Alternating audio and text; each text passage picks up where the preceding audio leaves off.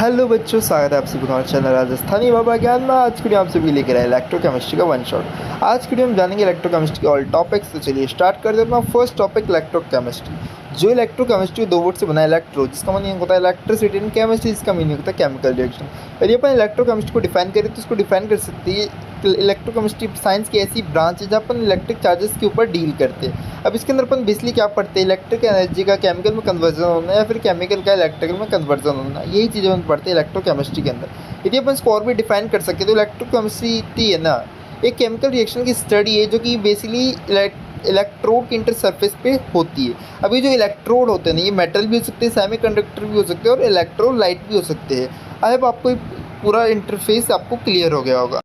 जो इलेक्ट्रोकेमिस्ट्री उसको अपन ऐसे भी कह सकते हैं कि जो इलेक्ट्रिक एनर्जी और केमिकल एनर्जी में इंटरचेंज होने की स्टडी होती है ना, उसको अपन इलेक्ट्रोकेमिस्ट्री बोलते हैं। ओके, अब इसमें बेसिकली रेडॉक्स रिएक्शन भी इन्वॉल्व होता है और अपन करंट का यूज़ करते हैं केमिकल चेंज को करने के लिए, यानी किसी भी केमिकल चेंज को कराने के लिए अपन करंट का यूज़ करते हैं और generation of electric current spontaneous chemical reactions. Okay, so first topic हम पढ़ते हैं electrochemical cell. Basically electrochemical cell वो सेल्स होती है जो कि केमिकल एनर्जी को इलेक्ट्रिकल एनर्जी में कन्वर्ट कर दी। ओके, ये अपना एक डायग्राम, इसको डैनियल सेल का एग्जांपल है। डैनियल सेल एक इलेक्ट्रोकेमिकल सेल को ही बोलती है। इसमें अपन ने एक जिंक रॉड ले लिया है जिंक सल्फेट सॉल्यूशन के अंदर और एक कॉपर रॉड ले लिया है कॉपर सल्फेट सॉल्यूशन के अंदर। दोनों को एक कनेक्टिंग वायर से कनेक्ट कर दिया है जिससे इलेक्ट्रॉन का ट्रांसफर हो रहा है जिंक से कॉपर की तरफ। ओके, यदि 1.1 वोल्ट से कम है इलेक्ट्रोड, ठीक है ना। आई होप आपको यहाँ तक समझ आ गया होगा। एनोड का जो रिप्रेजेंटेशन है कुछ इस तरीके से Zn arrow Zn+2 electron. Okay, अब जो फॉर्मूलाज होता है, अब देखो यदि अपन को स्टैंडर्ड इलेक्ट्रिक पोटेंशियल निकालना है, इसका फॉर्मूला होता है E0 सेल बराबर E0 C माइनस E0 है। यहाँ पे E0 C है रिडक्शन पोटेंशियल ऑफ कैथोड और E0 है अपना reduction potential of anode. Okay, I hope आपको क्लियर हो गया होगा। इस फॉर्मूले से अपन निकाल सकते हैं न्यूमेरिकल में। दूसरा अपना आता है डेल्टा G0 बराबर minus NF E0 cell. Okay, ये अपना स्टैंडर्ड गिब्स फ्री एनर्जी को निकालने का फॉर्मूला है। यहाँ पे N है नंबर ऑफ इलेक्ट्रॉन जो भी होगा, F यहाँ पे फराड है और E0 सेल अपना वही स्टैंडर्ड इलेक्ट्रोड पोटेंशियल है। और दूसरा फॉर्मूला अपना आता है डेल्टा G0 बराबर minus RT log K। Okay, यहाँ पे RT तो रेट रेट कॉन्स्टेंट है, यहाँ पे टेम्परेचर है, Ln log है और K अपना कंसंट्रेशन की जो टर्म दे रखी होगी एक्वस सॉल्यूशन के अंदर। आई होप आपको ये इलेक्ट्रोकेमिकल सीरीज़ का समझ आ गया होगा। अब देखो जो सेल रिप्रेजेंटेशन होती है इलेक्ट्रोकेमिकल सेल के अंदर कुछ इस तरीके से होती है, आपको ऊपर दिख रहा होगा। अब देखो यदि अपन कोई क्वेश्चन देते हैं ना, E0 सेल निकालो, पोटेंशियल ऑफ सेल निकालो, तो अपन कैसे निकालेंगे। देखो सबसे पहले देखो यहाँ पे जो आयरन है इसका ऑक्सीडेशन पोटेंशियल दिया है, लेकिन अपन को चाहिए reduction potential. Basically sign change कर देंगे अपन। बाकी कॉपर का तो अपन को रिडक्शन पोटेंशियल गिवन है। तो चलिए इसको सॉल्व करते हैं न्यूमेरिकली। ओके, सो हमने आयरन का रिडक्शन पोटेंशियल ले लिया है माइनस 0.44 वोल्ट। ओके, और कॉपर का तो अपन को गिवन ही था। तो फॉर्मूला क्या था, अभी अपन ने पढ़ा था स्टैंडर्ड इलेक्ट्रिक पोटेंशियल का। E0 सेल बराबर E0 C माइनस E0 है। E0 C अपना 0.34 है माइनस, और फिर माइनस का 0.44 है तो माइनस माइनस प्लस हो जाता है। ओवरऑल अपनी वैल्यू क्या आ जाएगी 0.78 वोल्ट। आई होप आपको ये क्वेश्चन क्लियर हो गया होगा। अब हम बात करते हैं सॉल्ट ब्रिज की और उसके फंक्शन की। सॉल्ट ब्रिज बेसिकली दोनों बीकर को कनेक्ट करके रखता है। ये जो सॉल्ट ब्रिज होती है ये अपनी पॉलीसेकेराइड पेज से बना होता है, जैसे कि अगर अगर, ठीक है। अब ये जो सॉल्ट ब्रिज है ना, इसके अंदर अपने इंटर इलेक्ट्रोलाइट पाए जाते हैं। ओके, इनर्ट इलेक्ट्रोलाइट जो कि है ना मेन सेल रिएक्शन में पार्टिसिपेट नहीं करते। अभी जो अपना इनर इलेक्ट्रोलाइट इसमें क्या क्या होता है, जैसे कि KNO3 हो गया, NH4 NO3 हो गया। ओके, अब देखो जो KCl होता है ना इनर इलेक्ट्रोलाइट के अंदर, ये बेसिकली इसलिए चूज़ किया जाता है क्योंकि इसकी आयनिक मोबिलिटी के कारण। ओके, आई होप आपको यहाँ तक क्लियर हो गया होगा। अब हम बात करते हैं जो मेजर फंक्शन क्या होता है सॉल्ट ब्रिज की। बेसिकली इलेक्ट्रिकल न्यूट्रलिटी को बैलेंस करके रखती है और ये इनर सर्किट को है ना कंप्लीट करती है without mixing of two solution. दो सॉल्यूशन को मिक्स हुए बिना इनर सर्किट को ये कंप्लीट करती है। ओके, और जो minimum liquid liquid junctional potential को भी ये मेंटेन करके रखती है और प्रिवेंट करती है सॉल्यूशन के मिक्सिंग को। ये तो कुछ मेजर फंक्शन थे।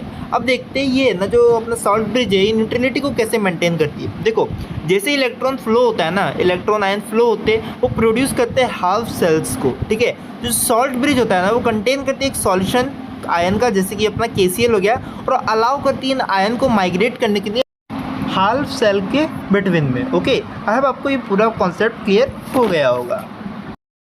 अब हम बात करते हैं नर्न्स इक्वेशन की। ये इक्वेशन बेसिकली रिलेट करती है कैपेसिटी ऑफ एटम और उसके आयन की, जिसमें एक या एक से ज़्यादा इलेक्ट्रॉन हो, और वो मेजर करती है रिडक्शन पोटेंशियल को किसी भी कंडीशन में, ठीक है। मोस्टली स्टैंडर्ड कंडीशन पे एप्लीकेबल होती है। देखो इसमें ओवरऑल जो फॉर्मूला आता है ना वो कहता है E सेल बराबर E0 cell minus 0.059 upon N log concentration. Okay, ये तो अपना हो गया अपने प्रेशर के लिए और एक्वस सॉल्यूशन के लिए। यदि इक्विलिब्रियम स्टेट हो तो फिर अपनी जो ई सेल की वैल्यू होती है वो जीरो हो जाती है इक्विलिब्रियम में, और क्यू बराबर हो जाता है के ई क्यू यानी इक्विलिब्रियम। ठीक है, तो अपनी ओवरऑल जो ई नॉट सेल की वैल्यू वो आ जाएगी प्लस में 0.059 अपॉन में एन लॉग के क्यू। ओके, यही अपनी नॉन्स्ट इक्वेशन है। आपको समझ आ गया होगा। एग्जाम में आपको ई एम एफ फाइंड करने के लिए ले सकते हैं, वो ये इस सेल से ही, मतलब इस इक्वेशन से ही आपको सॉल्व करनी है। ठीक है ना, याद रखिए नॉन्स्ट इक्वेशन दे देगा या फिर आपको बोल देगा E M F of cell. Okay, I hope आपको क्लियर हो गया होगा।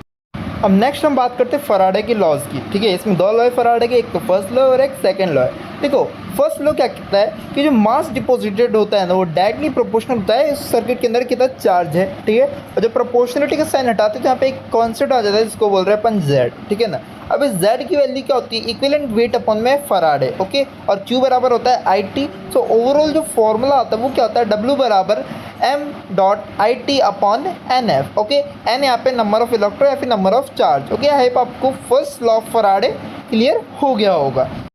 अभी फराडे का सेकंड लॉ क्या कहता है, बेसिकली फराडे का सेकंड लॉ कहता है कि जब सेम क्वांटिटी ऑफ चार्ज है ना वो पास आउट होती है डिफरेंट इलेक्ट्रोलाइट से, तो जो मासेस होते हैं ना डिफरेंट सब्सटेंसेस के वो डिपॉजिट हो जाते हैं रिस्पेक्टिव इलेक्ट्रोड के। ठीक है, वो किस रेशियो में डिपॉजिट होंगे, अपने इक्विवेलेंट मास के रेशियो में। ठीक है, अपन कह सकते हैं W A by W B equal to E A by E B equal to M A N A by M B N B. Okay, या फिर अपन कह सकते हैं W proportional to equivalent weight और W proportional to M by N. ठीक है ना, मास अपॉन एन। ठीक है, और फिर इसको अपन अदर फॉर्म में लिख सकते हैं W one into N one divide by M one बराबर W two N two M two. Okay, कितना फराडे का सेकंड लॉ है, इसके ऊपर मैं डिटेल में एक लेक्चर लेके आऊँगा। ठीक है ना, थोड़ा कॉम्प्लिकेटेड लॉ है। अब हम बात करते हैं सेल की कैरेक्टरिस्टिक्स की।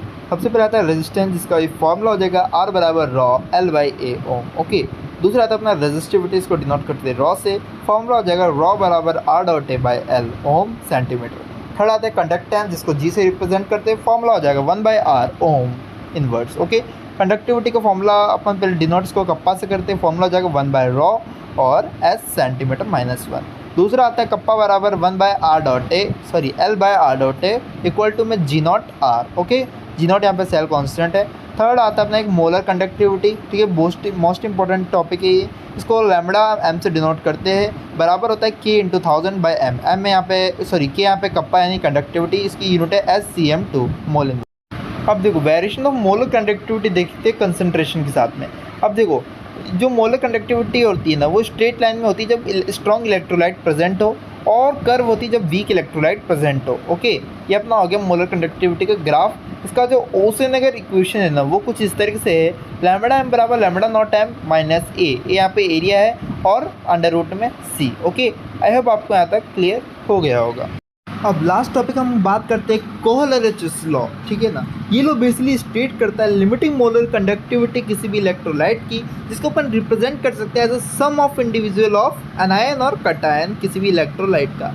आई होप आपको डेफिनेशन तो समझ आ गई होगी। अब देखो इसके एप्लीकेशन की बात करें, आखिर ये यूज़ क्यों होता है, तो बेसिकली फर्स्ट एप्लीकेशन इसका ये कैलकुलेट करता है conductance of weak electrolyte. Okay, और जो सेकंड है ना अपना वो क्या अपना ये डिग्री ऑफ डिसोसिएशन को फाइंड करने में हेल्प करता है। ये जो अल्फा वाला है ये अपना डिग्री ऑफ डिसोसिएशन को डिनोट कर रहा है, और जो सेकंड आपको दिख रहा है lambda M lambda naught M, ये अपना डिनोट कर रहा है अपना वीक इलेक्ट्रोलाइट की कंडक्टेंस को कैलकुलेट करने का। ओके, इस तरीके से आप किसी भी जो इलेक्ट्रोकेमिस्ट्री क्वेश्चन है उसमें कोहलरचस लॉ के बेस पे क्वेश्चन सॉल्व कर सकते हैं। आई होप आपको क्लियर हो गया होगा। सो आज की वीडियो में इतना ही, मिलता है अगली वीडियो में, तब तक के लिए जय हिंद, जय भारत, जय राजस्थान।